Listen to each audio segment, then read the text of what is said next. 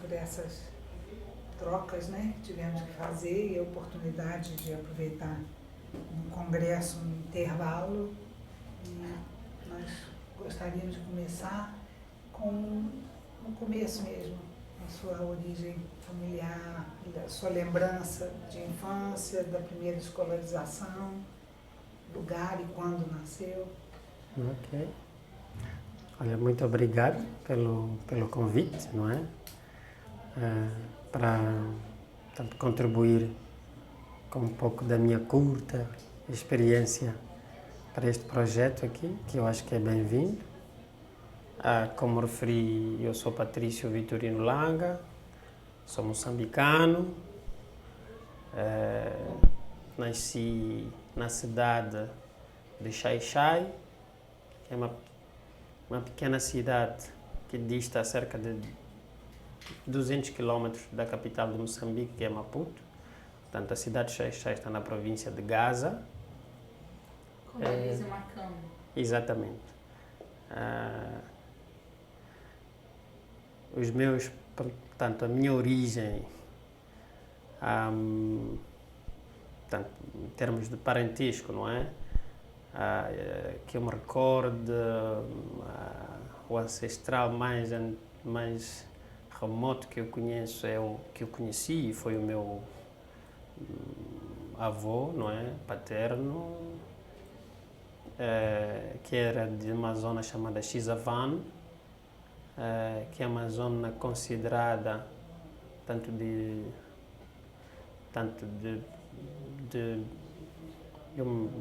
eu chamaria de uma etnia, na falta de melhor termo, a Chope. Portanto, o meu avô chamava-se Fernando e teve 11 filhos, não é? O meu pai é o terceiro, que se chama Vitorino, não é? Por isso o nome do meio, Vitorino Langa, não é? E a minha mãe, portanto, a minha avó materna era Felicia, mulher do Fernando, não é? A mãe dos tais 11 filhos. Portanto, isso do lado paterno. Do lado materno, o meu avô era meio moçambicano sul-africano, tanto um moçambicano que se radicou na África do Sul, depois de ter tido a minha mãe, não é? Mas ele nunca esteve presente portanto, na criação, não é? Das filhas, que ele teve 3 filhas em Moçambique. Então elas cresceram com a minha avó Adelina, não é? Portanto, a minha infância foi marcada, portanto, entre Xai-Xai, não é? E Maputo, onde estava a minha avó, mãe da minha mãe. Portanto, eu nasci a 20 de agosto de 76, portanto, daqui a 10 dias completo 35 anos. Mas tenho agora 34. Completo 35 anos e, portanto, em termos de escolaridade, eu comecei a estudar numa escola pré-primária na cidade de Xai-Xai. Fiz o ensino primário, ensino secundário no Xai-Xai e depois mudei-me para a cidade de Maputo, onde entretanto estavam os meus irmãos e a minha avó. Portanto, devo referir aqui que os meus pais tiveram 7 filhos, eu sou o sexto dos 7, portanto, 4 rapazes e 3 meninas. Portanto, fui a Maputo, se não me engano, em 93, 94 por aí, fazer o ensino pré-universitário, não é? E depois o universitário na Eduardo Mondlane, a partir de 97, não é? E concluí a licenciatura em 2002 em Sociologia. Entretanto, fiz o bacharelato primeiro em Ciências Sociais e depois, portanto, essa é a primeira fase. Em termos de educação, a coisa vai até bem recentemente. que depois da licenciatura saí em 2004, 2005 para a África do Sul, onde fui fazer o mestrado, o doutoramento e o pós-doutoramento. Sim. Mas e a tua lembrança de escola primária? Foi o quê? Escola pública, escola... Eu só estudei em escola pública, até porque na altura não existia escola privada, não é? Portanto, a minha escola pré-primária, já não me recordo exatamente do nome da escola, foi uma escola pública. Eu comecei a ir para a escola com 6 anos. Portanto, 76 mais 6, aí 82, 83. Secundária? Primária. Não, aí foi depois para... Sim, depois fui para a escola, portanto, pré-primária, depois primária. Recordo-me de uma escola, a escola 24 de Julho, na cidade de Xai-Xai, que era uma escola, assim, bem para a cidade de Xai-Xai, era uma das escolas mais, vamos lá dizer, mais bem constituídas, não é? Uma escola bonita, de alvenaria, tinha com uma arquitetura meio clássica, não é? Tinha um campo de futebol cimentado. Era uma boa escola. Na altura nós tínhamos um professor, portanto, da primeira até a quinta classe, não é? Que dava todas as disciplinas. Eu me recordo de 2 desses professores, assim, com muita... Um deles chamava-se professor Maconzo, que era muito mau. Naquela altura levava-se tareia na escola, não é? A pessoa, se não soubesse dizer a tabuada, não é? Levava tareia na escola. Tipo palmatória? Palmatória, exatamente. Qual é o nome? Como chamou? O professor? Não, como como se referiu à palmatória? Falou outro nome. Reguada ou tareia, não Tareia. é? Bom, essa é a expressão que eu usei. Levava-se tareia, exatamente. Depois tive um outro professor chamado Felipe Nhone, se não me engano. Portanto, esses foram os que me marcaram, não é? Entretanto, fui para ensino secundário na escola, numa outra escola, que é a Escola Secundária de Xai-Xai. Bom, aí já tive vários professores, porque cada disciplina era um professor. Havia uma secção de ciências, onde estavam todas as, não é? Biologia, geografia, química, etc. E a secção de letras também tive uma série de professores. Esse primeiro ano, dos 5 primeiros, exatamente. do primário, ele é alfabetização? Você já estuda alguma coisa além de ser alfabetizado nesse primeiro ano? Só para a gente entender como é em Moçambique. Sim, bom, como disse, na altura em que eu comecei a ir à escola, havia a pré-primária, não é? Portanto, é um ano antes de entrar para a primeira classe. Então, na pré-primária, a gente aprende o alfabeto, aprende a contar de 1 a 10, não é? Aquelas coisas fundamentais. E a partir da primeira classe, então, começa um programa já de ensino, não é? Em que se começa, não é, a aprender as primeiras operações, não é, matemáticas, adição, subtração, multiplicação, divisão, etc.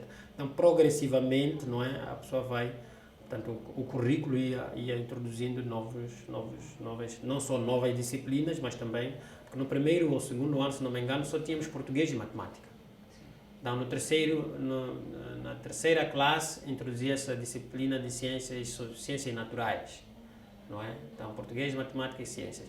Bom, posso não estar a ser preciso, mas estou a tentar mostrar a lógica só de como isso funcionava, e assim sucessivamente, depois história, depois geografia, exatamente. Até terminar esse ciclo, não é? Esse ciclo de formação, que era a quinta classe, a pessoa graduava, depois ia para o segundo ciclo, que era sexta e sétima, e depois ia para o secundário, que era oitava, nona e décima. Então, a escolaridade era 10 anos. Exatamente.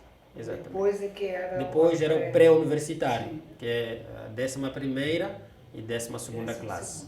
Exatamente. Depois começa o processo já de admissão, não é? Para o exame para a universidade. Os estudantes que completam o ciclo dos 10 anos faz o pré-universitário?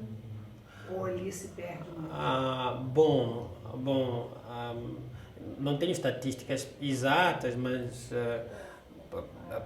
olhando para o meu ciclo, não é? O círculo das minhas amizades, não é? Eu penso que a taxa de progressão é significativamente positiva, não é? Dos meus amigos, bom, há um e outro que não fez o pré-universitário, mas a maior parte deles prosseguiram para o secundário, para o pré-universitário, para o universitário, portanto, mas em termos estatísticos imagino que, portanto, isso varia bastante ao longo do país, portanto, no campo, na cidade. Que essa é uma estatística muito ruim. Essa é uma estatística muito... Exatamente. Em Moçambique penso que também não é muito boa, mas não posso precisar. Não posso precisar esses dados agora. E Patrício, quando você foi para o pré-universitário, você tinha uma noção do que você gostava? Bom, eu acho que isso foi uma sucessão de eu não diria acidentes, mas... Casos. Exatamente, exatamente. Que eu me recordo, quando terminei a 10ª classe, eu reprovei na 10ª classe. Na 10ª classe haviam duas secções. Havia a secção de letras e havia a secção de ciências, não é? Tinha matemática, e essa é a impressão que eu tenho. Eu acho que sempre tive bons professores, portanto, eu tive mais paixão, tive bons professores na área de letras, história, geografia, filosofias, humanas, do que na área das ciências, em particular de matemática e química. Acho que nunca tive bons professores, porque mais tarde vim fazer essas disciplinas no pré-universitário com sucesso. Aí já tive bons professores. Então, aquela impressão que eu tinha, aquele choque que eu tive até de ter reprovado na 10ª classe por não ter tido um professor que eu acho à altura, começou a criar um certo afastamento, não é, em relação às ciências, em relação aos números. Mas é engraçado que no final da minha formação eu voltei aos números, não é? Ainda que tenha feito sociologia, mas a minha sociologia é extremamente estatística, não é? Então, eu diria isso, não é? Eu diria que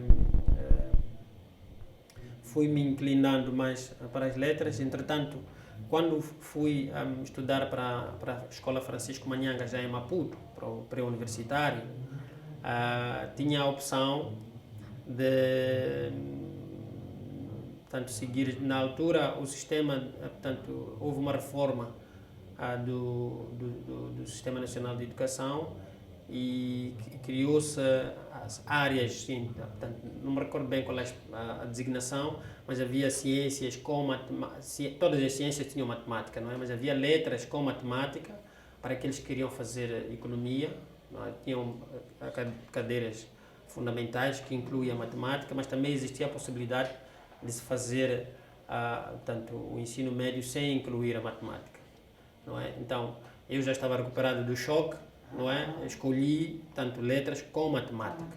Exatamente. Então fiz o ensino médio com letras com matemática, que isso me abria a possibilidade de um dia fazer economia ou outra disciplina relacionada, não é? Entretanto, quando termino o ensino pré-universitário com sucesso, tive provavelmente uma das melhores notas a matemática mesmo. Então tinha a possibilidade de fazer direito, de fazer ciências sociais e de fazer economia. Quer dizer, quando termina esse resultado, te abre essas três possibilidades. Exatamente. Para a orientação que eu havia escolhido, não é?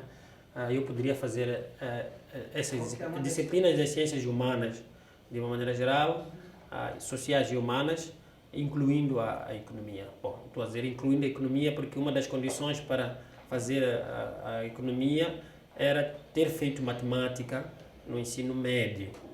E as disciplinas nucleares, portanto, do exame de admissão, era matemática, história e português.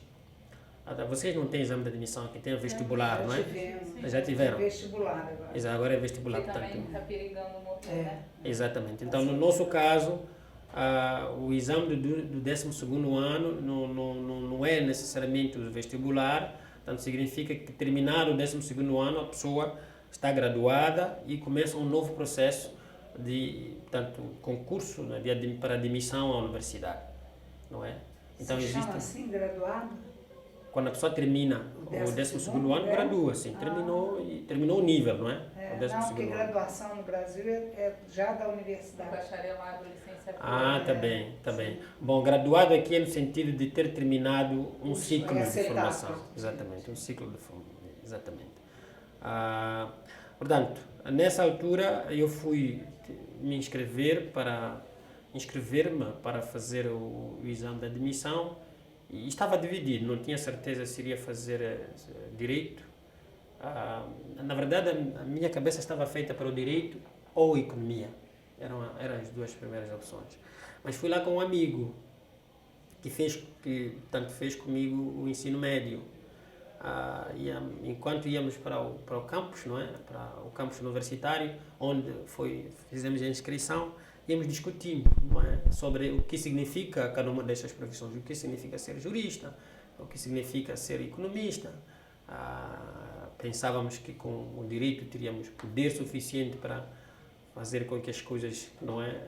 Talvez não estivéssemos a pensar muito no sentido de justiça, mas no sentido do poder mesmo, não é? E economia, para colocar de uma maneira muito simples, era dinheiro, não é? Era de dinheiro. Isto pode nos dar dinheiro imediatamente. Mas eu nunca fui muito apegado ao dinheiro, a coisas materiais. Sempre tive um ascendente, digamos assim, filosófico, não é? Sempre uma espécie de inclinação ou de curiosidade para coisas meio abstratas, não é? Então, quando fui fazer a inscrição, preenchi para as três opções, não é? Mas no meio do processo desisti. Chegamos lá, é verdade. Havia 2 anos antes, em 95, a universidade havia criado uma nova faculdade, não é? Que se chamava Unidade de Formação em Ciências Sociais, o FIX, e havia ali portanto, essa possibilidade de nós fazermos ciências sociais. Paramos a inscrição por um instante e eu e o meu amigo e começamos a trocar impressões sobre o que significava essa coisa de ciências sociais. Alguém nos deve ter dito lá que isso significa estudar a sociedade, é como se ser um médico, não é, que vai curar os males da sociedade e tal. Isso me pareceu na altura algo importante, não é? E meu pai é enfermeiro, não é? Então, tanto enfermeiro tanto em Moçambique, não é? Logo depois da independência e antes disso tinha um prestígio muito grande, não é? Então eu achava que ia ser um enfermeiro que ia curar os males da sociedade, não é? Então nada melhor que fazer as tais ciências sociais e inscrevi-me assim para as ciências sociais e felizmente fui admitido na primeira tentativa, não é? Na primeira tentativa. Eu tenho só uma dúvida ainda em relação à admissão vestibular, só para esclarecer. Porque das outras entrevistas que fizemos aqui, fiquei com a impressão de que depois que você chegava à fase universitária, dependendo dos seus resultados, era meio o Estado que te encaminhava, que te abria esse leque de possibilidades. Você já é de uma outra geração. Exatamente. Então, quem oferece essas possibilidades, você mencionou economia no seu caso específico, economia, ciências sociais ou direito, é a própria universidade. Exatamente. E haviam outras opções, história, geografia, o que está a dizer, exatamente, o que está a dizer, bom, eu nunca quis fazer história, eu sempre achei essas disciplinas, bom, ainda que eu achasse isso importante, para fazer ciências sociais a pessoa tinha que fazer um exame de história e de português. Mas retomando a questão como colocou, é uma geração nova, não é? É uma geração que já havia superado aquela fase ou aquela experiência que ocorreu no socialismo, em que o governo, em que o Estado, não é que definia quais são as áreas de formação. Portanto, há todo um contexto portanto, político, histórico, que explica em que medida que as pessoas eram afetadas para cada uma das áreas, não é? Então, e essa foi uma medida. Existe inclusivamente uma designação tipicamente moçambicana de uma geração 8 de março, não é? Que é uma geração que hoje se constitui até como uma espécie de um grupo, não é? Não diria movimento, aqui está na moda aqui na Bahia se falar em movimento social, mas de um grupo de interesse, não é? Portanto, que afirma ter sido, portanto, sacrificado, não é? Portanto, em nome da nação, não é? Portanto, eles não fizeram os cursos que queriam fazer. O Elísio Macam, por exemplo, acho que queria ser médico e queria ser futebolista, mas acabou sendo, não é, tradutor e intérprete, não é? Então, era esta geração, portanto, uma geração, eu diria, 10 anos mais velha que a minha, não é? Que passou por esta experiência aqui. A minha geração já não teve esse dissabor, não é? Essa experiência. Essa geração percebe como um constrangimento. A geração anterior, sim, bom, não necessariamente como um constrangimento, não necessariamente, mas como na altura dizia-se que era um chamamento à pátria, não é? Portanto, era um imperativo naquela altura, o país acabava de se tornar independente, não tinha, portanto, gente qualificada na educação, na saúde, etc, etc. Então, essas pessoas foram chamadas e na altura tiveram uma reunião com o presidente, não é? E o ministro da Educação, que lhes explicou que, olha, nós precisamos de mais professores, de mais enfermeiros, de mais...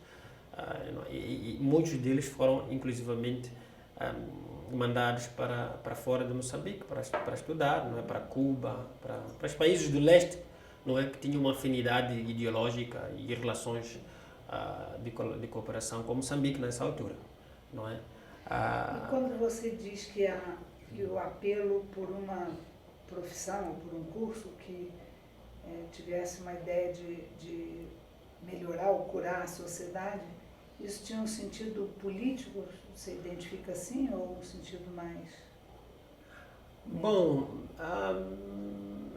esta é uma análise retrospectiva, sim, não é? Que nós estamos a tentar fazer aqui e é um pouco difícil eu ter ideia... Significava isso? Exatamente, é por isso que digo, é um pouco difícil eu ter ideia exata do que eu estava a pensar há 12, 13 anos atrás, mas penso que esta ideia de fazer algo útil à sociedade, não é? Sempre esteve presente, não é? E durante, portanto, a minha infância, sempre fui muito, portanto, há um fato que marcou muito a minha transição, portanto, da infância, da adolescência para a idade adulta, que foi, portanto, eu ter me envolvido, naquela altura quase todas as crianças se envolviam, não é?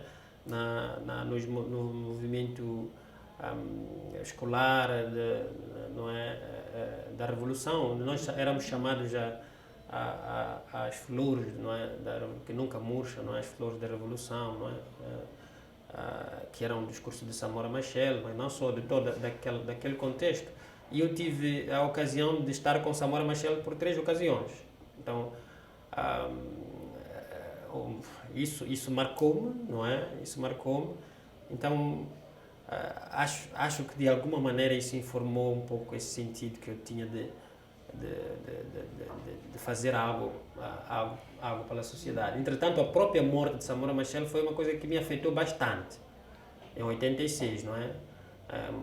Teve um impacto, eu tinha 10 anos, não é? Quando Samora morre, ainda estava no Xai-Xai, mas foi uma coisa que teve um impacto muito forte. Eu me recordo de receber a notícia pela rádio, eu escutei e tal, chorei, depois saí para a casa de um amigo e os dois ficamos...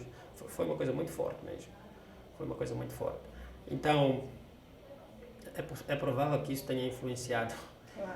E a imagem ou a ideia que eu tinha do que eram as ciências sociais na altura, não é? Felizmente, o meu pai é uma pessoa extremamente culta, não é? Então, tinha dicionários em casa, tinha livros, e a maior parte dos livros que eu tinha, que na altura eram os que mais circulavam, eram livros sobre o marxismo, Capital, Vladimir Lenin, todas essas coisas aí estavam disponíveis na minha prateleira, não é? Então era fácil. Depois, como o meu pai era enfermeiro também, tinha lá coisas da medicina. Então, provavelmente esta associação entre a medicina, Já não está é? feita. Exatamente. Mas havia uma coisa que eu não gostava, é que sempre que eu ia muitas vezes com o meu pai para o hospital, e não gostava do cheiro do hospital. Aquele cheiro era horrível para mim. E as injeções, aquelas coisas todas ali eram, ainda que eu achasse nobre o trabalho do meu pai, mas achava que não é o que eu queria. Então, esta ideia da sociologia, não da sociologia, das ciências sociais, não é? Eu achava que era uma alternativa viável, porque eu podia fazer a mesma coisa, não é? A curar a sociedade, mas não de uma forma médica, não é? Exatamente. Exatamente. Então acho que foi um pouco por aí. E o curso te desapontou? Bom, não. Em alguns momentos de introspecção e tal, posso ter pensado que talvez esta não tenha sido a melhor opção, mas esses devem ser muito poucos momentos, não é?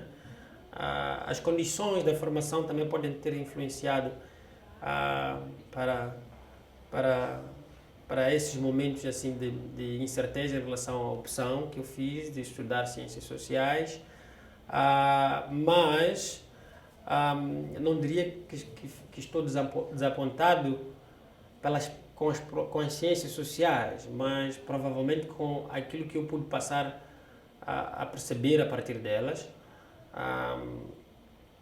Coisas que eu não tinha lentes, não é? Não tinha categorias analíticas para perceber, e passei a perceber melhor, e penso que passei a perceber melhor, mas saí de uma posição, não é, que eu talvez diria ilusória daquilo que eu achava que são as ciências sociais, para uma posição diametralmente oposta, não é? Portanto, todo aquele poder de transformação, de cura que eu achava que poderia encontrar nas ciências sociais, hoje eu tenho uma posição completamente oposta a essa. Não acho que as ciências sociais sejam a tal...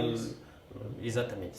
Tanto à medida que me fui formando, fui tendo uma outra concepção, um outro entendimento daquilo que é o potencial das ciências sociais para não é, para uma sociedade melhor, mas fui desligando, fui retirando das ciências sociais esta responsabilidade, vamos lá dizer, messiânica, não é, de tornar as sociedades melhores.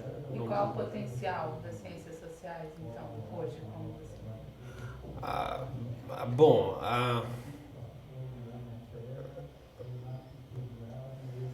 Eu ainda, hoje eu acho que as ciências sociais têm eu não sei se o potencial é a expressão mais correta para designá-las, não é? Acho que elas fazem parte de um produto da própria sociedade, não é? É mais uma instituição social, não é? É uma forma específica de estar na vida, é uma forma específica de estudar os problemas, os fenómenos, mais do que os problemas, os fenómenos sociais. Portanto, é um conjunto de instrumentos teóricos, não é, específicos que servem para dar conta do social, independentemente da missão política que nós depois queremos atribuir àquilo que nos é revelado por nos engajarmos neste estudo do social.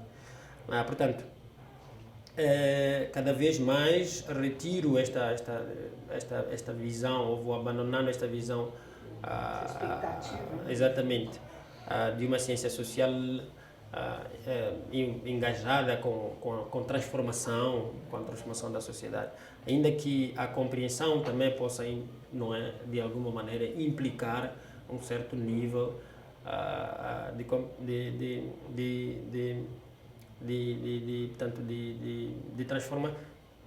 de transformação. Mas eu gosto de pensar as ciências sociais como ciência, não é? Enquanto tal, elas têm há certas normas, não é? Como diz Merton, não é? Há certas normas de produção, há certos cânones de produção das ciências sociais como quaisquer outras ciências. Voltando um pouquinho para trás, diz que a morte de Samora afetou-lhe bastante. Eu vivi em Cuba e eu me lembro que os cubanos também são assim. Você chega à casa do cubano, há mais fotos de Fidel do que dos familiares dele. Como é que você agora, como cientista social, no nível que você atingiu, lê essa... Eu estava em Maputo quando Samora morre. Quer dizer, aquilo foi muito mais doloroso que a morte de um familiar direto. Como é que você... Por que Samora, por exemplo, na sua idade, afetou-lhe dessa maneira? Bom, essa é uma pergunta para a qual eu próprio acho que não tenho uma resposta exata. Posso conjecturar em relação a isso. Como disse, eu penso que naquele período, logo depois da independência, todos nós de alguma maneira fomos afetados pelos efeitos emocionais da revolução, não é? Independentemente da idade, não é? E como disse, eu já estava com 8, 9 anos quando perseguia como é que se chama esta coisa aqui, essa fila de carros, não é? O cortejo do presidencial, não é? Acho que a última visita de Samora a Xai-Xai, não é? Em 85, eu estava lá, estive com Samora, ele inclusivamente carregou-me, não é? Saí num jornal local aí com Samora Machel. Fui um dos meninos escolhidos para ir visitar o pai dele em Chilembén, não é? Coincidi uma vez na praia do Bilén, numas férias em que ele estava lá, eu estava com os meus pais também, acho que foi em 84. Então ele estava com Graça Machel, estava com a família e eu também estava com a minha família e cruzamos na praia e tal. Então, de alguma maneira, este homem que aparecia nos jornais, que aparecia a fazer comícios, que catapultava multidões, teve um contacto direto comigo, não é? Não é? Era uma pessoa com quem eu, ainda que tenha sido em 3 ocasiões só, não é? Tinha uma ligação muito forte, não é? Muito forte. Provavelmente eu não compreendesse todo o contexto político, não é? Que estivesse, inclusivamente, por trás da morte dele. Mas, estando no Xai-Xai, eu vivi um contexto de guerra civil. Portanto, em 86, quando Samora morre, a guerra ainda se fazia sentir, não é? Como disse no princípio, uma parte da minha família está em Maputo e a outra em Xai-Xai. Todas as férias de dezembro eu ia ou à casa dos meus avós em Cisavane ou para a casa da minha avó, mas era mais frequente eu ir para a casa da minha avó materna em Maputo, não é? Isso, quando a guerra intensificou, ficou praticamente impossível. Entretanto, morreu gente da minha família por causa da guerra, não é? Os meus pais foram emboscados várias vezes. O meu pai, como enfermeiro, tinha que ir para os distritos, já foi emboscado. Então, tudo isto eu via Samora como uma espécie de protetor, não é? Aquele que fazia os discursos que nos dizia quem está a causar essa situação de desestabilização, não é? No nosso país. Então, Samora era o pai, era o protetor, era tudo isso aí, não é? Então, quando mora uma pessoa dessas aí, obviamente que o impacto então é um pouco por aí. Patrícia, você se lembra das disciplinas que você tinha no curso? No curso de Sociologia? Sim. Os professores? Sim, eu me recordo, boa parte deles, boa parte deles.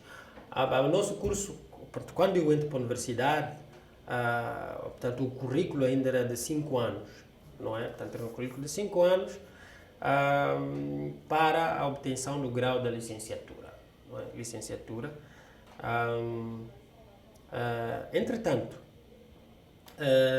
quando eu entro para a universidade em 97, portanto, ainda não tínhamos, portanto, só havia sido instituído o bacharelato, não é? O bacharelato em Ciências Sociais.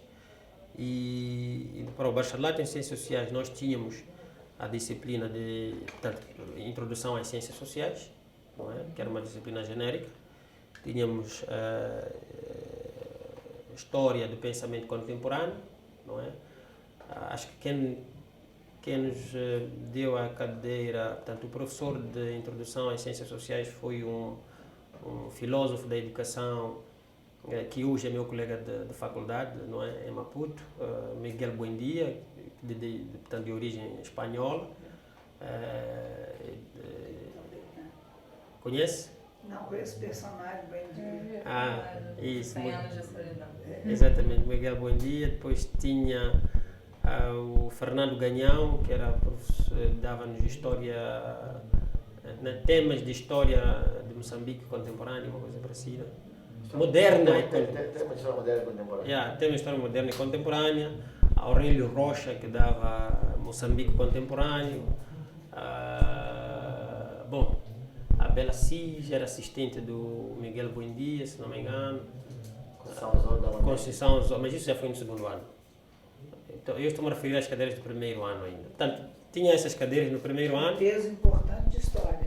Portanto. Exatamente. Ciências Sociais, História, Filosofia no primeiro ano. No segundo ano, métodos, não é? Métodos e teorias, não é? De investigação em ciências sociais, depois estatística, que mais? Estatística, não me recordo, acho que antropologia, ciência política, porque essas disciplinas todas faziam parte, não é? Na altura não havia, só no terceiro ano é que depois nós fazíamos, portanto, o bacharelato com orientação em sociologia, em antropologia ou em ciência política, não é? Portanto, e a opção pela sociologia? E teve alguém que foi uma grande referência? Penso que sim. Depois, no primeiro ano, já se haviam dividido as turmas, não é? Ainda que todos estivéssemos a fazer, portanto, cadeiras comuns, não é? Introdução às ciências sociais, tema de história moderna e contemporânea, Moçambique contemporâneo, ainda que estivéssemos todos a fazer, portanto, as mesmas cadeiras, nós já sabíamos que havia uma turma, portanto, estava a fazer a orientação em sociologia, uma turma de socialização em ciência política e antropologia. E os grupos começaram-se a constituir nesse sentido. Então, nessa altura, nós já começamos a ser um pouco mais curiosos e a ler um pouco mais do que é sociologia, o que é que nós já vamos estudar no futuro, não é? O que é que vamos ser como sociólogos, não? Então, já começou esta inclinação pela sociologia, começou nessa altura.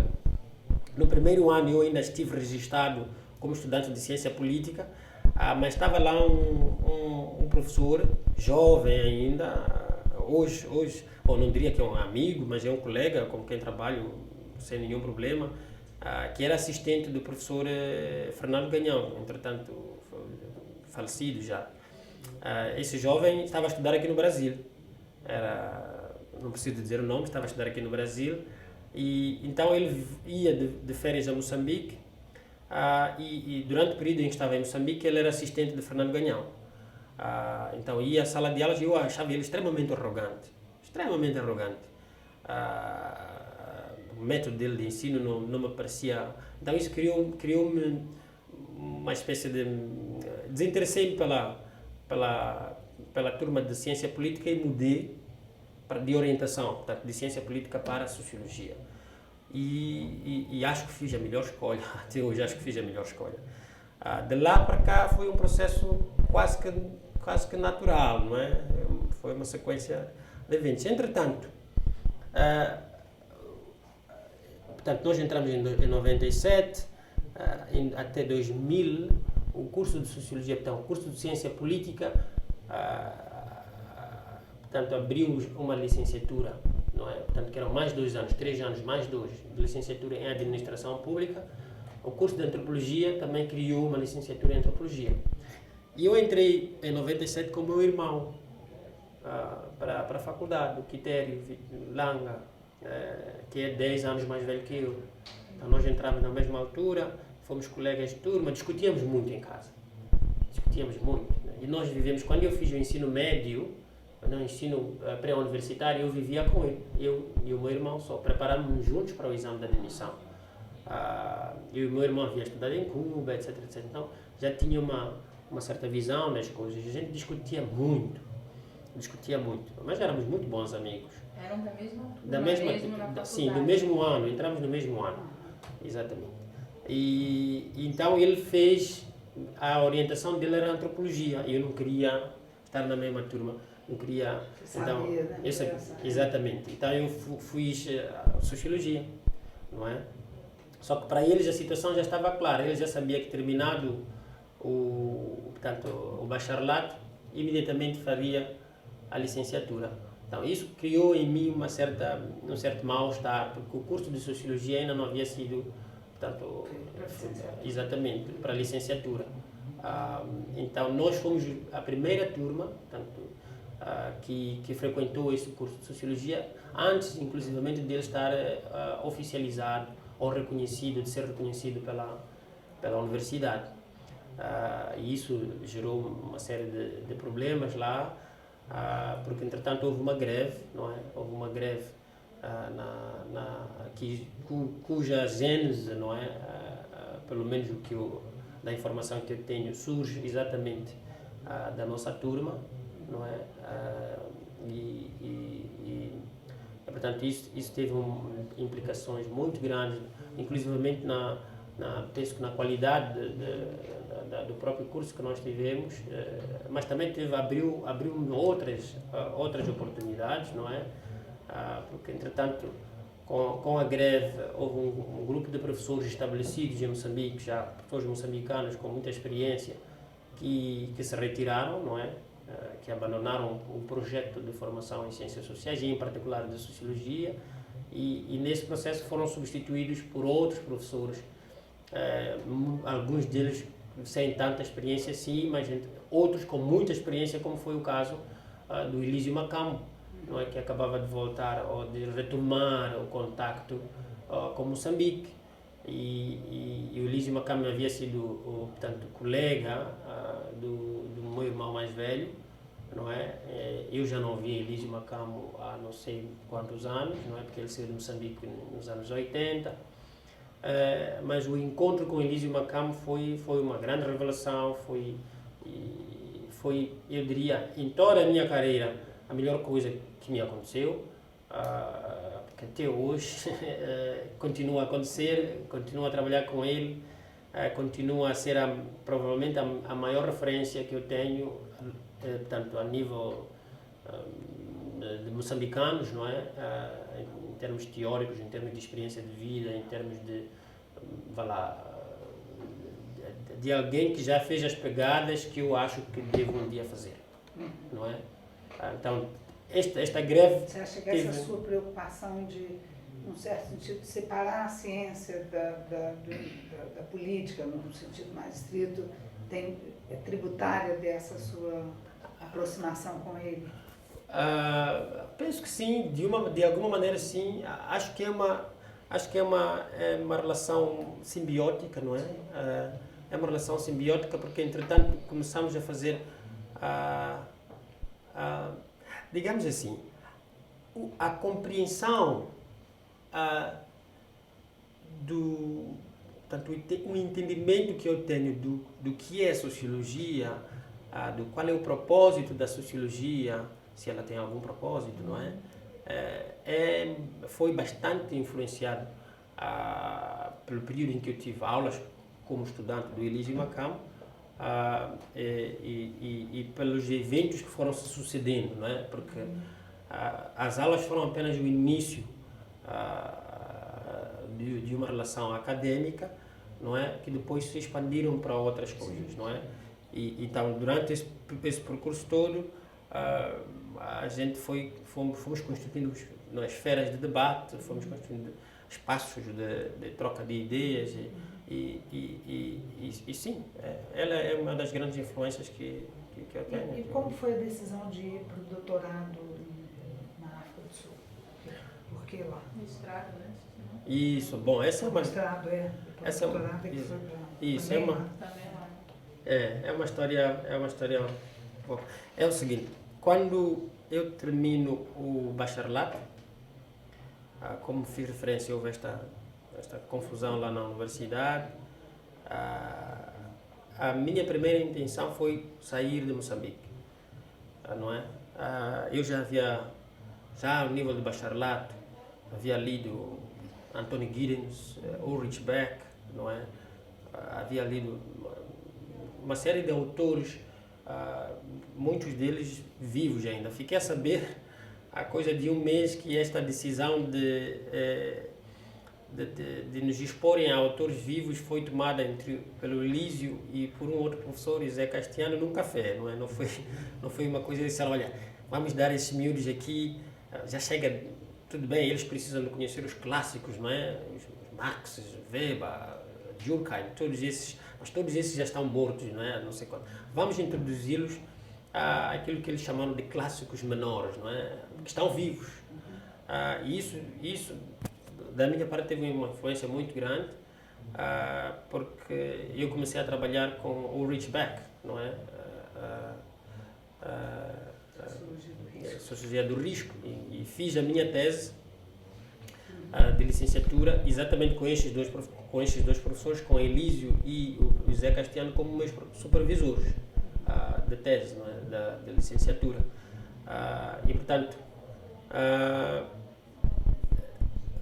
tentei inclusivamente sair depois daquela confusão para LSE, London School of Economics, não é? Onde estava o Giddens como diretor. Na altura o meu inglês era um desastre, então não consegui ser admitido, não é? Não consegui a bolsa para ir para lá. Ainda tentei ir para uma outra universidade, a Universidade de Kent, não é? Onde o Elísio tinha um amigo lá que trabalhava na área do risco, não é? Bom, fiz uma série de tentativas de sair do país antes de fazer a licenciatura, porque achava que não estava a ser exposto ao melhor que existia em termos de professores, em termos de, não é? Portanto, já havia aberto o olho, como se diz em Moçambique, não é? Já havia aberto o olho e eu sabia que estava a receber menos do que poderia, então queria ir para um espaço onde se estava a fazer um debate que eu achava mais desafiador, mais atual. Portanto, a minha ambição cresceu para aquilo que eram as condições que a universidade poderia oferecer-me. E esta diferença entre política e academia começou a surgir já nessa altura, porque eu notei, não é, na maneira como a crise foi resolvida lá na universidade, que nem sempre as pessoas pautam por princípios de integridade intelectual. Tá? Há interesses políticos que podem estar acima, portanto, da formação das pessoas, não é? Então eu queria retirar-me disso e ter uma formação sólida, e depois ia ver o que poderia acontecer. Entretanto, não consegui sair, e não é que não tem gato, que não tem cão, caça com gato. O que é que eu fiz? Eu tinha amigos no Canadá, em outras partes do mundo, e comecei a pedir a eles que me enviassem livros, né? Na medida do possível. Eles viajavam, enviavam-me livros. Eu fiz a minha tese com as obras do Ulrich Beck, com as obras originais do Ulrich Beck, que é uma coisa nova, que é uma coisa que poucos faziam. Todo mundo lia ou textos traduzidos do brasileiro, textos brasileiros, ou textos portugueses, fotocópias, não é? Os poucos recursos que eu conseguia, eu fazia questão de comprar livros da Jean Piaget, não é? Ou importava livros em inglês mesmo, da África do Sul ou de outras partes.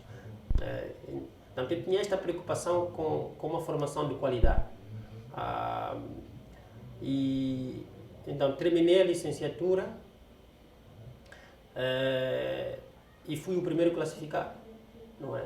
Em termos de nota, não é? E nessa altura o Elísio tinha penso que ainda tem relações com o Esquite, não é? Em Portugal, e ofereceu-me uma bolsa para estudar, para fazer o mestrado lá em estudos de desenvolvimento, uma coisa parecida. Entretanto, eu declinei essa oferta porque tinha problemas achava que Portugal não é o lugar em que eu devia ir prosseguir com os meus estudos, porque não ia aprender, achava que, alguns eu li num texto que apenas 2%, se não me engano, da literatura sociológica se encontrava em português, e dos sociólogos relevantes que eu lia, não é? O único que me parecia assim de alguma atração era Boaventura Sousa Santos, com o qual eu não concordava muito também. E, inclusivamente recebi uma bolsa também do Boaventura Sousa Santos para ir para Coimbra, mas também declinei porque na mesma altura eu tive um professor que estudou nos Estados Unidos e que fez Sociologia da Educação, Psicologia da Educação, e na altura este professor, chamado Mãozinho Mário, não é? Havia sido indicado como o coordenador de um projeto de reabertura da Faculdade de Educação. Portanto, a Faculdade de Educação da Universidade de Eduardo Mondlane havia sido encerrada por uns bons anos, não posso precisar agora quantos anos, depois de ter formado, não é,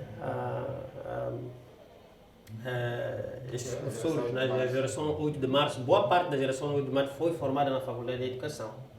Então houve problemas lá que levaram ao encerramento da faculdade. Então este professor que estudou nos Estados Unidos retornou a Moçambique e veio com um projeto de reabrir a Faculdade de Educação, mas com uma visão, ele partilhou essa visão comigo, não, uma visão de tornar a Faculdade de Educação não uma instituição virada à formação de professores, porque entretanto já se havia criado uma universidade com essa missão, que é a Universidade Pedagógica, não é? Mas com a missão de tornar a Faculdade de Educação um centro de pesquisa educacional, e com alguma vertente de formação, mas apenas ao nível da pós-graduação, mestrado, não é? e doutoramento. Então eu achei isso um projeto extremamente interessante, ambicioso, e então declinei estes dois convites para ir a Portugal fazer o mestrado e para ir a Coimbra também, e juntei-me a este projeto da Faculdade de Educação em 2003. E este programa, portanto, o professor que ia abrir tinha financiamento, não é? Tinha uma cooperação, não é? Com a Universidade de Groningen, na Holanda, e já tinha, portanto, começou a enviar professores que ele estava a recrutar naquela altura para a formação a nível de mestrado e doutoramento. Eu entro para a Faculdade de Educação, depois deste encontro com o professor Mãozinho Mário, que me explicou esta visão que ele tinha para a Faculdade de Educação. Eu mudo da Faculdade de Letras, não é? Para a Faculdade de Educação. E já como professor da Faculdade de Educação, com a responsabilidade de ensinar no curso portanto, a disciplina de Sociologia da Educação, exatamente. E o plano, a Faculdade de Educação tinha um plano de formação, então eu tinha que esperar, acabava de ser, portanto, recém-contratado, não é, em 2003, não é? Então tinha por regra que ficar 2 anos a trabalhar e depois poderia ir para a formação, mestrado e doutoramento. Entretanto, fiquei esses 2 anos, fiquei 1 ano a trabalhar, portanto, de 2003 a 2004. Em 2004 vim para a Bahia, para o curso Fábrica de Ideias, do Lívio. Nessa altura eu já havia começado a rebuscar o meu projeto de mestrado. Na altura eu vinha trabalhando em questões de masculinidade, saúde sexual. Então vim aqui ao Fábrica de Ideias. E o Fábrica de Ideias, portanto, foi uma espécie de uma luz para mim, não é? Porque eu cheguei aqui e eu vim para o Fábrica de Ideias assim um pouco pela generosidade do Lívio, não é? Porque na altura eu tinha licenciatura e ainda não era um estudante de mestrado, e o Fábrica de Ideias é para mestrados e doutorados. Mas eu havia estado com o Lívio em Maputo, e devo mencionar aqui também a influência da professora Teresa Cruz e Silva, porque, entretanto, quando eu termino a licenciatura, nas condições que eu fiz referência aqui, eu não estava satisfeito com algumas disciplinas, não é? Portanto, tinha feito metodologia, encontrei o Elísio, entretanto o Elísio não vivia em Moçambique, estava a maior parte do tempo dele na Alemanha, tal. Então havia um grupo de disciplinas que eu já havia feito, tinha até notas bastante altas, mas eu não estava satisfeito com o que havia aprendido nessas disciplinas. Eu lia, era autodidata, mas achava que para ser um bom sociólogo eu tinha que ter uma componente de investigação muito forte. Então eu ouvia falar da professora Teresa Cruz de Silva, que dava um curso, não é? Dava um seminário de pesquisa, que eu já havia feito seminário de pesquisa com um professor que na verdade nunca foi lá dar tal seminário de pesquisa, não é? Mas depois deu-nos nota, não é? E nós passámos todos. Então eu fui falar com ela, pedi que fosse assistente dela nesta disciplina de seminário, ainda que não fosse ter nota, queria ser apenas espectador para poder aprender como se faz pesquisa de facto. E felizmente ela aceitou, não é? Então isso pôs-me em contato com uma rede de pessoas. A professora Teresa tem uma rede acadêmica extremamente rica, não é? E ela é extremamente generosa, é uma pessoa... Bom, na verdade eu tenho uma relação muito próxima de afinidade com ela, inclusive nós nos tratamos por mãe e filho, não é? Eu chamo ela minha segunda mãe. Então ela pôs-me em contato com o Lívio, pôs-me com o Zamparone, com essas pessoas todas. Eu vim dar ao Fábrica de Ideias e cheguei ao Fábrica de Ideias, deparei-me com uma situação muito interessante. Estava lá muitos jovens, não é? Também alguns da minha idade, que estavam ou a terminar o mestrado ou a começar o doutorado. Então aí isso fez-me despertar, não é? Mas eu estou em Moçambique, neste projeto interessante do professor lá, Guimarães, entretanto já havia ficado 2 anos e começava já a ter alguma desilusão, porque dava aulas a não sei quantos estudantes, não é? Não sei, tantas... A carga, não é, do trabalho, não é, era extremamente pesada e eu achava aquele trabalho extremamente irritante, estar a repetir o mesmo curso todos os anos para 200 estudantes, ou não havia nenhum progresso naquilo. Estava a ler os mesmos textos, não tinha acesso, estava completamente isolado. Então comecei a ficar desiludido. Quando vou à Bahia, vejo essa situação aqui, voltei extremamente revoltado. Era Moçambique, eu disse à Faculdade de Educação, olha, eu não vou ficar à espera da vossa bolsa para ir a Groningen, para ir a sei lá onde, não estou mais interessado nisso. Comecei a procurar meios próprios para estudar num outro lugar, não é? Entretanto, com essa pressão, não é, a pressão que eu fui fazendo na Faculdade de Educação, acabaram-me, não é, através de um projeto com os holandeses, houve a possibilidade de me financiarem o mestrado, não é? Então eu contactei universidades na África do Sul, a Universidade de Wits na África do Sul e a Universidade de Cape Town, não é? Também na África do Sul. Portanto, concorri, fiz o concurso para essas 2 universidades e fui admitido nas 2 universidades.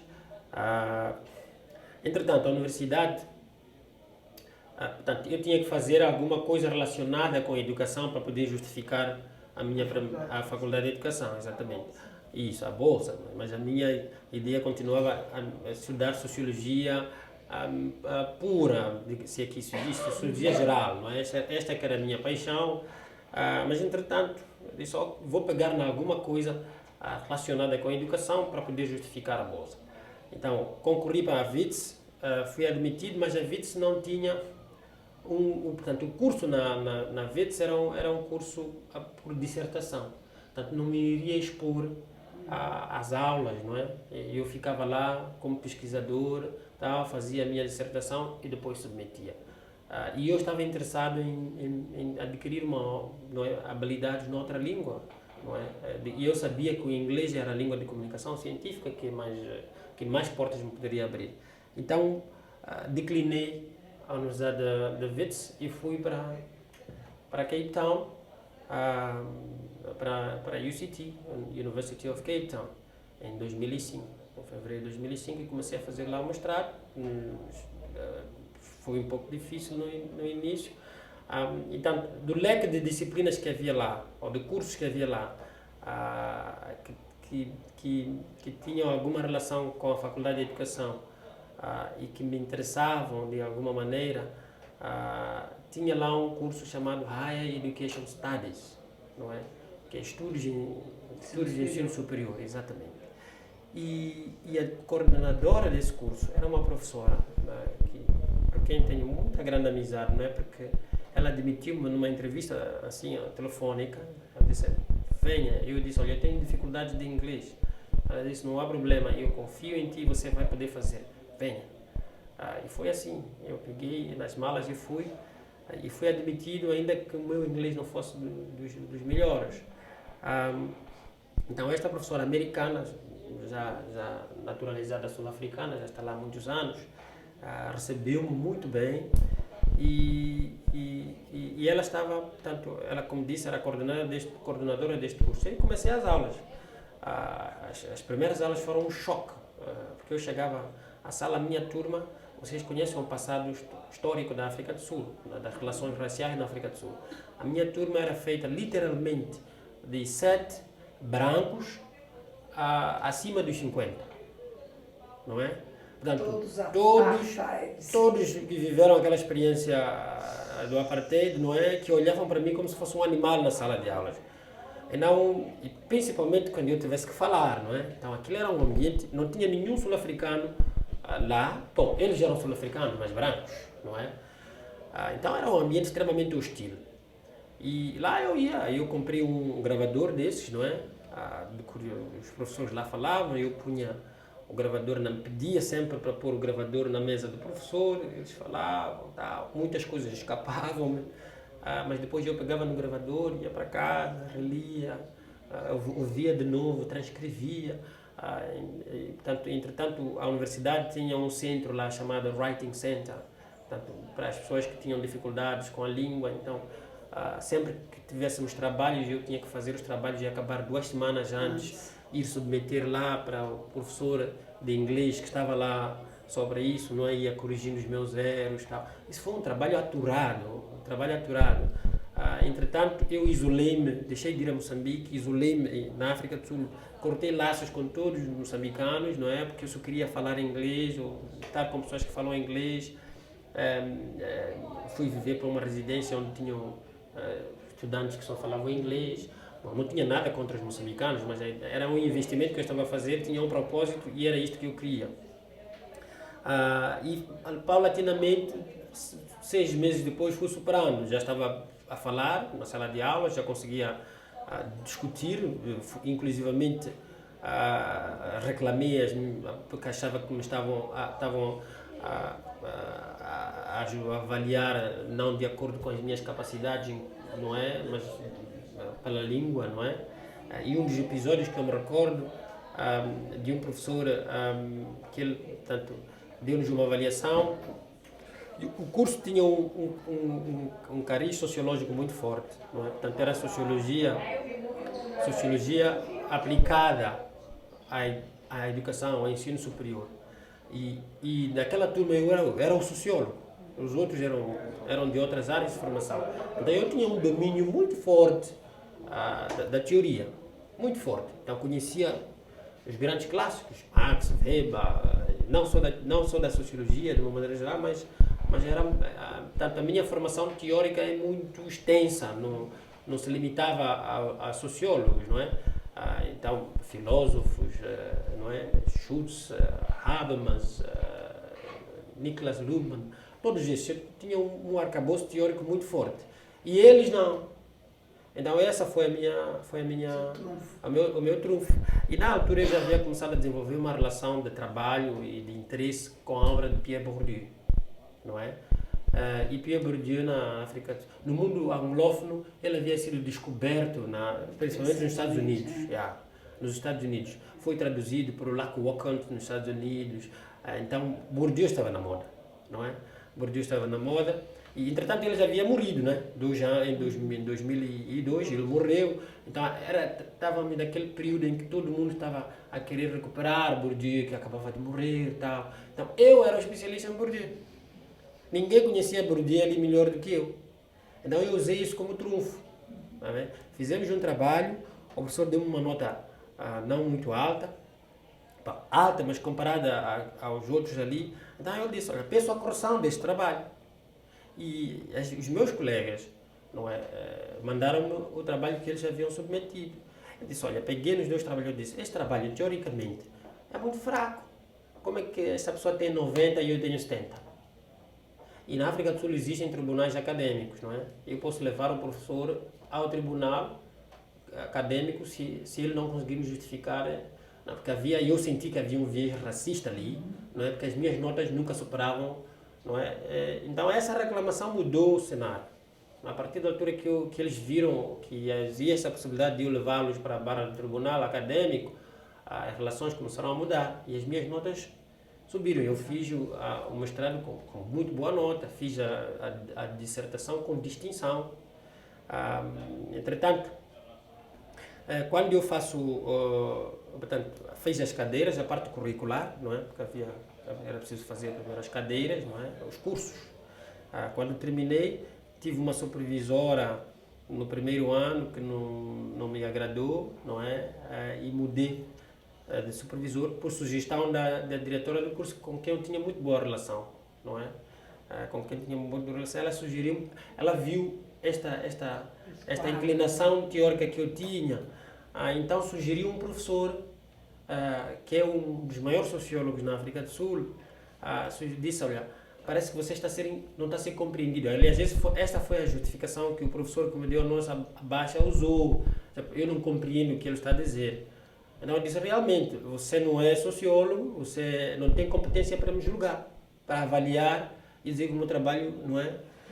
E aí tiveram que falar com este professor, não é, que era o diretor da pesquisa na universidade para a área das ciências sociais e humanas, não é, Johan Müller, que hoje tem uma relação extrema. Esse é que foi o meu mentor acadêmico, na verdade. E eu fui ter com ele, e ele pediu que eu fizesse um curso dele. Eu fiz o curso, fui o melhor aluno lá, e ele disse, olha, a partir de hoje eu sou teu professor, vou ser teu supervisor. Fiz a tese de mestrado com ele, não é, tive distinção.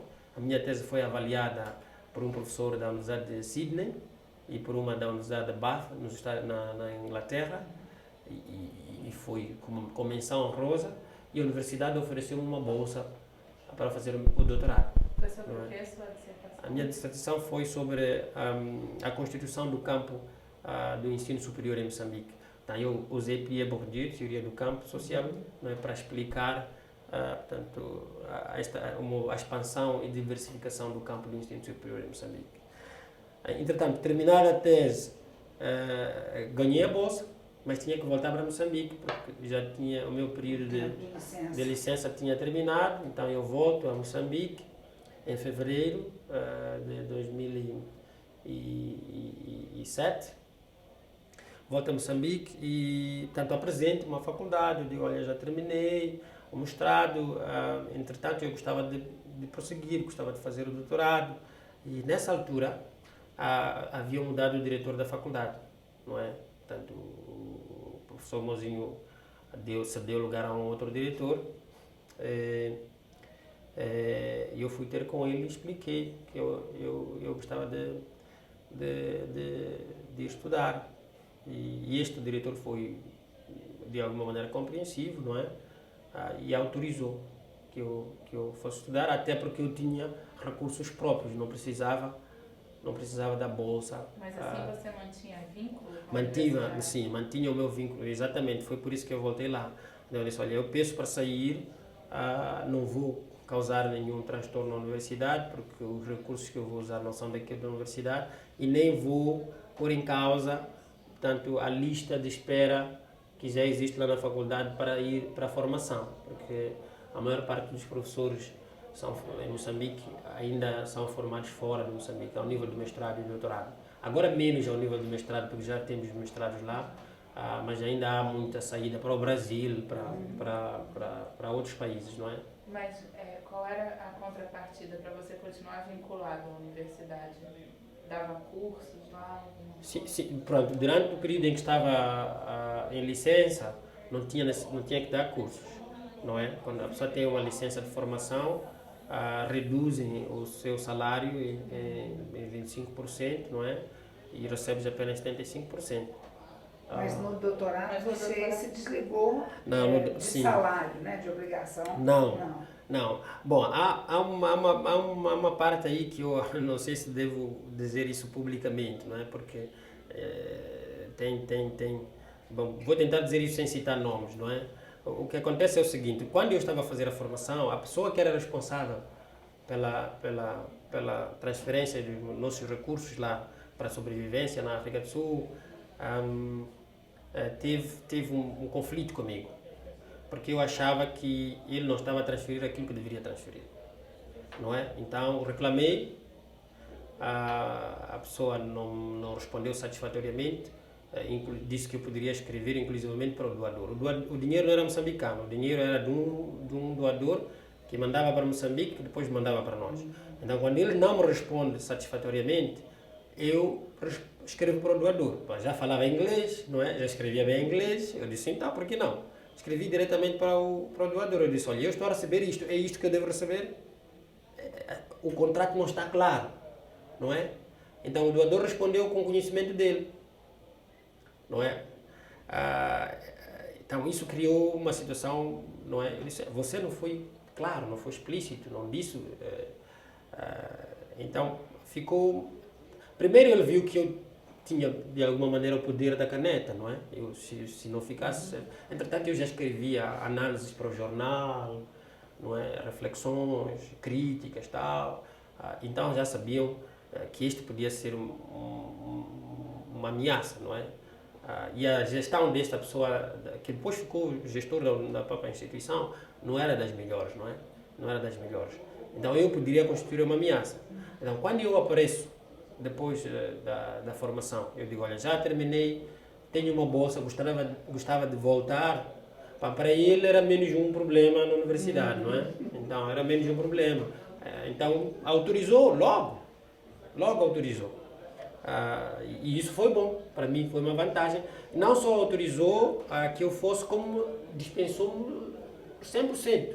Portanto, pagou para você? Exatamente, dispensou-me, simplesmente disse, ok, podes ir, vais à formação, e eu fui. Foi um mal que veio para bem. Então regressei em 2007 e em 2 anos e meio terminei o doutorado. Exatamente, terminei o doutorado, mas o bicho já tinha ficado, não é? Esta coisa de não deixar as coisas para mais tarde. A minha intenção era de fazer o doutorado com menos de 30 anos, não é? Porque já tinha estado exposto ao Brasil e a outras experiências e tinha visto que isto é possível, que esta visão que uma certa geração de acadêmicos tem em Moçambique, de que jovens não se podem formar, tem que esperar 10 anos para depois ir fazer o doutoramento. Eu penso que isso é que está a ser a causa do nosso atraso em termos de produção científica em Moçambique. Portanto, quanto mais cedo as pessoas saírem para a formação, dentro ou fora de Moçambique, não é? Ainda jovens, não é? Melhora, não é? Porque tem mais tempo para se inteirarem dos debates, não é? Para desenvolverem, para fazerem ciência como vocação, e não ciência, não é? Apenas como um meio de acesso não é? a posições e etc. Bom, se é que chegam a fazer ciência. Então, na África do Sul, este supervisor que eu tive no mestrado e no doutorado, também é uma pessoa que é o guru, não é? É o representante da sociologia do conhecimento na África do Sul. Então, no mestrado eu fiz uma tese da sociologia do ensino superior. No doutorado eu virei um bocadinho para a sociologia da ciência e do ensino superior. E ele tinha muitos contactos dentro e fora da África do Sul. E pela sua generosidade eu pude fazer parte dessas redes aí. Então ele pôs-me em contacto com um centro de pesquisa, um grande centro de pesquisa na África do Sul, e eu passei a fazer pesquisa para esse centro. Esse centro financiou a minha pesquisa em 3 países, não é, da África, para a minha tese de doutorado, e também financiou uma parte da minha formação na Universidade de Oslo, na Noruega. Então eu fiz o doutorado, portanto, indo para Oslo, não é, uma parte em Oslo e a outra na Universidade do Cabo, ainda que portanto, o meu certificado seja da Universidade do Cabo. Defendeu a tese. Defendi exatamente. Mas por causa destas ligações do meu supervisor, fui exposto a esse mundo aí e fui conhecendo cientistas que trabalham nessa área. Então, terminado o doutorado, foi-me oferecido imediatamente uma vaga para o pós-doutorado numa outra universidade, também na África do Sul, onde estou a trabalhar até hoje num centro de pesquisa lá. Então mudei Qual o nome da universidade? Western Cape, exatamente. Então estou lá num centro chamado Center for Studies of Higher Education, portanto que está ligado à Faculdade de Educação lá, e neste centro, tanto o centro desta universidade, assim como este centro privado, não é, com o qual o meu supervisor na África do Sul tinha uma boa relação, tem feito pesquisa a nível da África, não só a nível da África, global, não é? E eu faço parte desta rede. Na verdade é uma rede de pesquisadores que tanto investigam a relação entre o ensino superior e desenvolvimento, democracia e desenvolvimento. Então, Algum brasileiro? Não há nenhum brasileiro lá. Não, que eu saiba, não há nenhum brasileiro. Então, é uma rede que tem uma componente de formação também. Então, nós, na Universidade do Western Cape, temos lá um mestrado em Estudos de Ensino Superior e Desenvolvimento. Então, a partir desta rede, eu comecei a pensar não só no meu retorno a Moçambique, porque, entretanto, terminado o doutorado, eu tinha que voltar, mas eu não queria voltar para ir fazer o que fazia lá, para ir ensinar Sociologia da Educação, que, entretanto, eu já não estava a trabalhar só na área da Sociologia da Educação. A minha intenção era, eu tinha consciência do marasmo em que se encontra, portanto, toda a instituição de pesquisa em Moçambique, porque na África do Sul eu estava a fazer pesquisa sobre Moçambique, pesquisa comparada, e Moçambique aparece sempre nas piores posições em termos de produção científica, em qualquer dimensão que a gente queira olhar. A minha própria tese de doutorado revelou isso aí, não é? Eu comparei 3 universidades, portanto, comparei capital científico, que é um conceito de Bourdieu, não é? E redes, não é? Queria ver como é que portanto, diferentes níveis de posse de capital científico nas diferentes instituições não é, estão relacionadas com a maneira como os académicos se relacionam com diferentes esferas na sociedade. Na Moçambique aparecia sempre como aquela instituição em que os cientistas se relacionam com instituições que não têm nada a ver com ciência, e essa relação obviamente acaba influenciando naquilo que é não só a visão de ciência, mas também o produto, não é? Portanto, a produção científica em Moçambique. E comparando os 3 países, Moçambique tem a pior produção científica. Mas há tantos outros estudos que são feitos deste tipo de instituições que mostram que, portanto, a institucionalização da ciência em Moçambique ainda é muito fraca, não é? Não há revistas científicas, portanto, não há debate, não há seminários, não há associações, portanto, eu achava que deveria voltar para Moçambique e, com o doutorado, não poderia voltar apenas para uma sala de aulas, não é? Para ir para uma sala de aulas e continuar a reproduzir, não é, textos, não é, publicados há 10 anos atrás. Então fiz 2 coisas. Ainda, portanto, na transição do mestrado para o doutorado, criei um centro de pesquisa, que se chama Centro de Estudos de Ensino Superior e Desenvolvimento, com a intenção de, quando voltasse, trabalhar para o meu centro. E uma das coisas que me levou a criar o centro é a experiência que eu tinha de trabalhar no centro na África do Sul, não é? Então eu ia fazer uma espécie de transferência de know-how, não é? Então eu já via como é que eles mobilizavam recursos para o centro, participava da formulação de propostas, tive a oportunidade de me relacionar com doadores, não é? Da Ford, da Carnegie, não é? Comecei a ter contato com essas pessoas, então quando eu mando uma proposta para eles, eles veem uma cara também, não veem só... Não, tudo isto criou condições para que eu institucionalizasse o centro em Moçambique. E na mesma altura, portanto, expus, comecei a fazer, ganhei consciência da importância da publicação, comecei a publicar e infelizmente a minha publicação está quase toda em inglês, não é? Em revistas, em capítulos de livros, não é? Porque é esse mundo que eu almejava e na verdade não é. Então hoje eu estou a publicar com alguma regularidade e a este nível, não é? Em revistas reconhecidas cientificamente de peso, não é? Então isso em Moçambique me dá uma posição de vantagem muito grande em relação até a muitos, vamos lá dizer, sim, muitos professores que já estão lá que não publicam, que não é que estão. Então, mas eu nunca entrei numa situação de confrontação por causa disso, não é? Sempre tive esta ideia de formação e criei o centro com a ideia de formar, puxei jovens para lá, não é? Para trabalharem comigo. Boa parte destes jovens, eu nas minhas redes, a partir das minhas redes, comecei a fazer com eles aquilo que fizeram comigo, não é? Isso, comecei a fazer, portanto, o espírito é esse, pegar em jovens e formá-los. Então,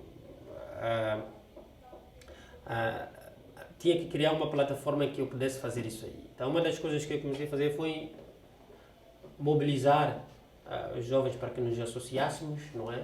Em particular, portanto, a minha identidade, não é, se tornou múltipla, não só estou interessado em desenvolver o campo de estudos de ensino superior, que é não é, o meu objeto de trabalho, não é, e de estudo, mas fazer isso a partir de uma perspectiva sociológica. Então, eu participei na Conferência Internacional de Sociologia em Durban, em 2006, financiado pelo meu supervisor, não é? E lá conheci o presidente da Associação Internacional de Sociologia, Michel Vivorka, conheci o vice-presidente, Michael Borovoy, não é? Conheci a Amália Torres, que era presidente da Associação Portuguesa de Sociologia na altura. Bom, comecei a conhecer esta gente, não é? Nestes fóruns, não é? E fui com ele discutindo a possibilidade de nós criarmos as condições para que Moçambique não ficasse atrás, não é? Voltei. Então, essa é interessante porque a saída, no caso, é menos a associação com os países de língua portuguesa e mais uma internacionalização da experiência também. Exatamente. Bom, por um lado eu percebi que há toda uma trajetória minha, toda uma questão identitária, não é, que me liga, quer eu queira ou não, ao português, não é? Mas como língua de trabalho, não é a minha língua de eleição, não é? Pelas razões que eu expus aqui. E hoje eu estou ligado, 90% do meu trabalho está ligado ao mundo anglófono, não é? Mas isso não impede que a gente, até pelas razões socio-históricas, geográficas, Moçambique é uma ilha cercada de países anglófonos, não é?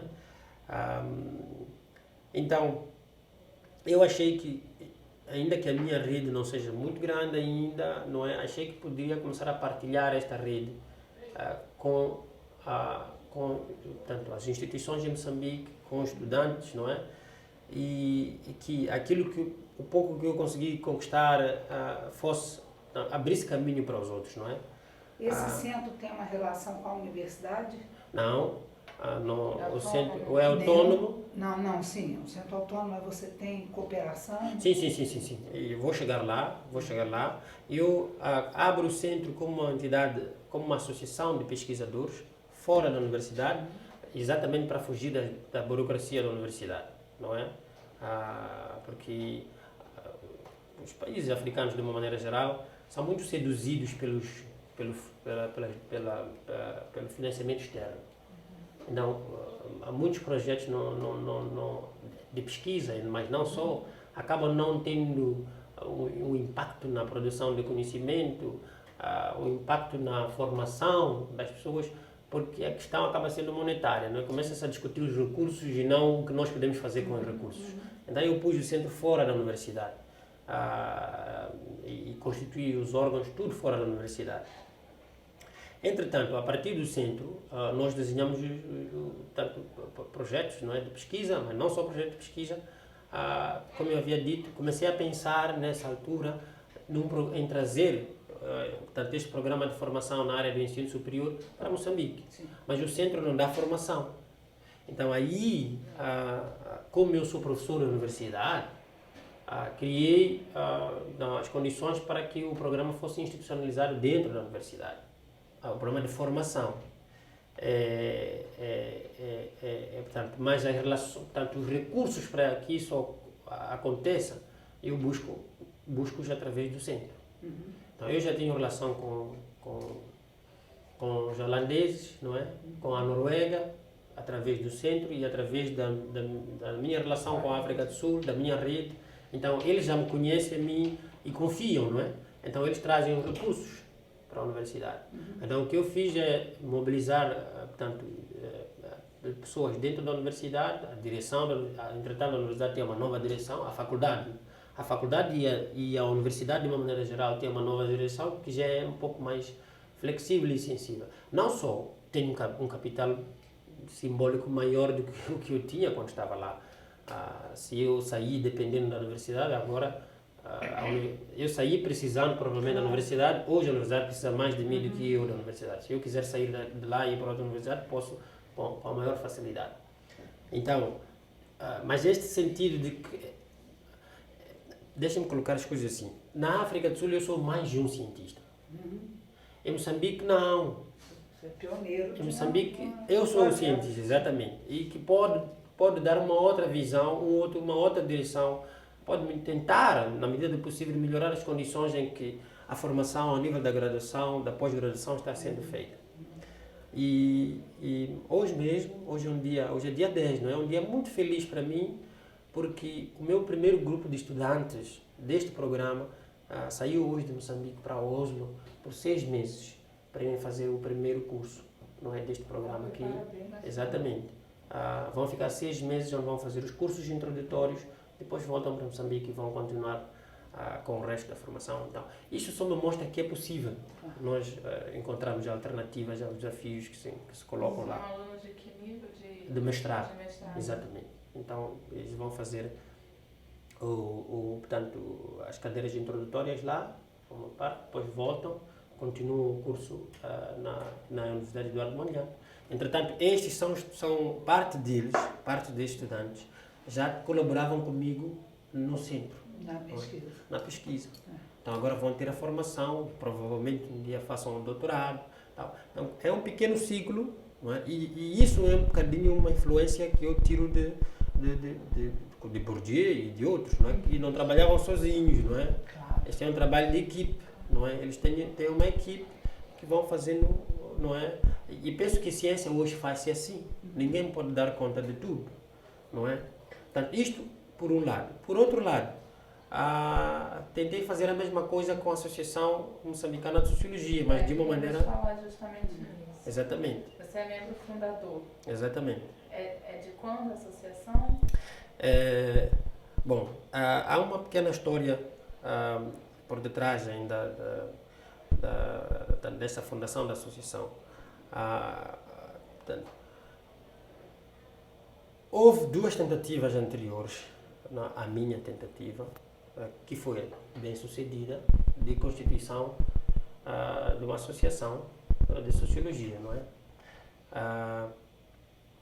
Mas por causa de desavenças ou por razões que eu desconheço, nenhuma dessas 2 tentativas, não é, exatamente, culminou com a constituição da associação.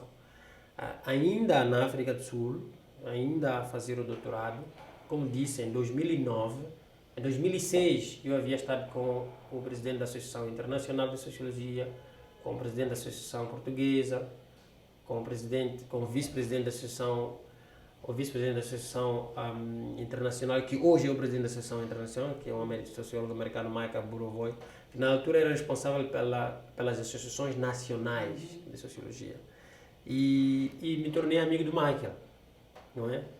Amigo do Michael, eu disse, precisamos de fazer alguma coisa para Moçambique. Os sociólogos de Moçambique não estão, não é? Está todo mundo a fazer consultoria, ninguém está a trabalhar, ninguém está a produzir, há tanta coisa para fazer, não estamos organizados. Então eu voltei para Moçambique e tentei reunir o máximo de sociólogos possível para refletirmos sobre a necessidade ou não de resgatarmos, de recuperarmos este projeto de constituir a associação. De quando foi a associação, afinal? 2009? Sim. Yeah. Então, em 2009 nós constituímos, fizemos o lançamento oficial em 2010 e de lá para cá estamos a crescer, não é? Temos 100 e tal associados. Bom, se bem associados entre aspas, porque nem todos, nós ainda não temos um controle rigoroso de quem paga e quem não paga as cotas. Estamos a ser muito generosos nessa fase inicial porque há muita letargia, as pessoas ainda não têm muita, assim, há uma série de receios, não é? Entretanto, nós herdamos um grupo de cientistas sociais relativamente divididos, não é? Esta história que eu contei da UFIX, não é? Mas nós adotamos uma atitude muito aberta na associação, que é não discriminar ninguém, não é? Portanto, o propósito e o objetivo da associação é o desenvolvimento da sociologia enquanto disciplina e enquanto profissão. E então temos uma série de iniciativas a decorrerem lá, que visam, em primeiro lugar, a criar condições para que a gente comunique, não é?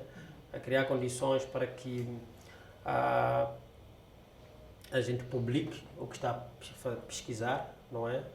Um dia talvez criar condições até para estimular melhor essa publicação. Neste momento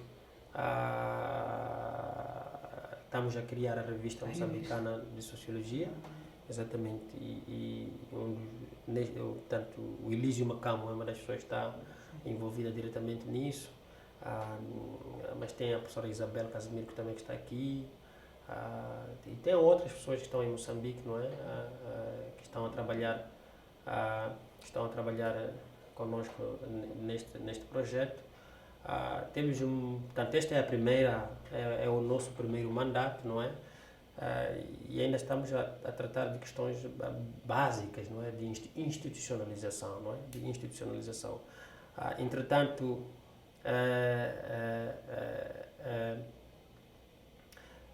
já temos uma ideia do que está a acontecer em termos de formação da sociologia ao nível do país, não é?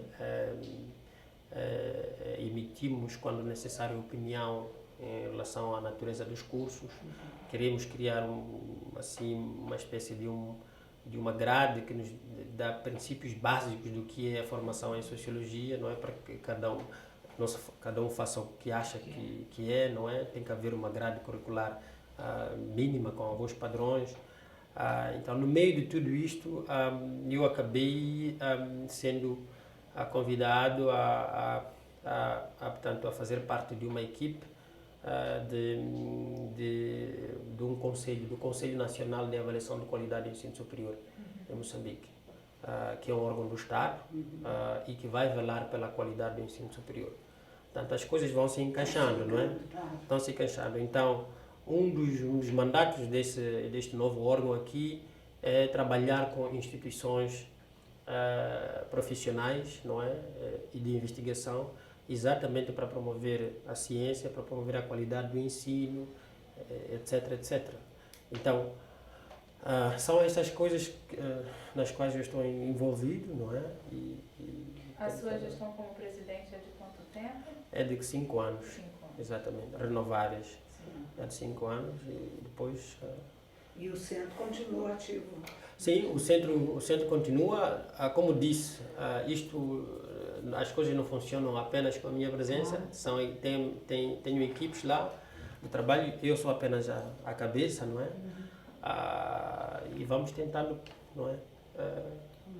Organizar as É muito coisas. interessante, porque é uma visão bastante complementar, né, e contemporânea da geração nova. A gente tem uma pergunta que sempre faz para os entrevistados, se você tivesse que falar de um livro que tenha sido importante para você, ou de um acontecimento, ou mais de um, se você quiser. Uma referência em Uma geral, não referência. precisa ser um livro necessariamente, pode ser um filme, uma obra, um personagem, uma pessoa. Que tenha tido influência na minha carreira. Inspiradora, assim, Inspira- época. Bom, em termos assim de sociólogos, não é? Eu já havia feito referência a um, Elísio, não é? É um deles. Mas aqueles com quem trabalhei de facto, em termos teóricos, inclusivamente os meus estudantes me chamam, me dão um sobrenome dessas pessoas, é Ulrich Beck e Pierre Bourdieu. Exatamente. Então, as minhas publicações é notório, não é? É notório ver que o meu pensamento que é bastante influenciado por estes autores. Se bem que recentemente Beck tem estado um pouco na prateleira e estou a trabalhar com Você está montando o campo. É. Tá montando. Então estou montando o campo, não é? Então é um pouco por aí. O Bourdieu vai trabalhar mais agora. E Patrícia, alguma coisa que queira acrescentar, que deixamos de perguntar devido à restrição do tempo também? Bom, vocês foram bastante generosos, né? Deixando-me explanar, não Mas é? é essa a ideia. Exatamente. Sim. Então esta possibilidade de eu construir, não é, o meu próprio roteiro e a minha história me permitiu falar das coisas que eu achava mais importantes eu mencionar aqui. Então posso ter omitido alguma coisa assim não propositadamente, mas eu gostava de agradecer, acho a iniciativa extremamente importante, não é? Penso que isto é importante para a gente comparar experiências diferentes, trajetórias diferentes, provavelmente esclarecer mal-entendidos, não é? Porque à medida que as pessoas tiverem acesso a essas histórias vão dizer que não, mas eu achava que isto foi feito por causa de... né, o campo. Exatamente, amplia a visão, exatamente. Hoje eu estava a falar da necessidade da produção de conhecimento para autoconhecimento, não é? Então nós temos que nos conhecer e esta é uma maneira de nós fazermos isso aí, não é? Então, muito obrigado pela... Nós é que agradecemos.